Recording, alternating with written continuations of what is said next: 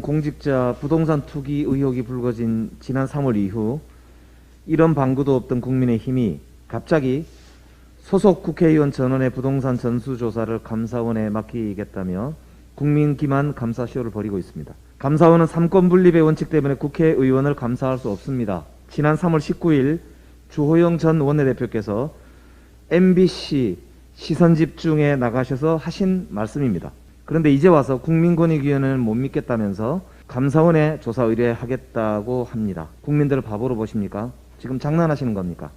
감사원 법을 무시하고 감사원에 조사를 의뢰하겠다는 것에 대해서 김기현 답변을 부탁드립니다. 변호사이시니까 이 부분에 대해서 정확히 아실 거라고 생각합니다.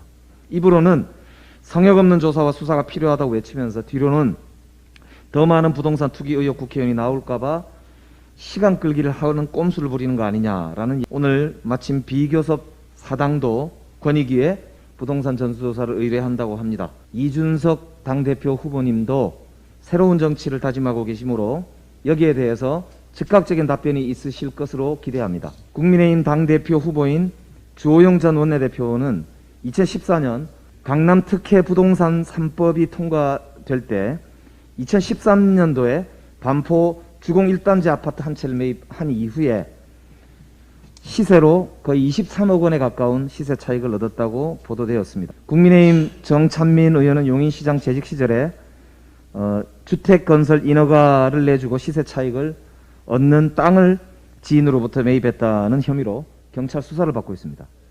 가족을 동원해서 부동산 투기를 한 혐의로 수사를 받고 있는 강기훈 의원도 역시 문제가 되고 있습니다. 국민의힘 소속 의원들이나 몸담았던 분들의 투기 의혹만 해도 한 손으로 꼽을 수 없는 지경입니다.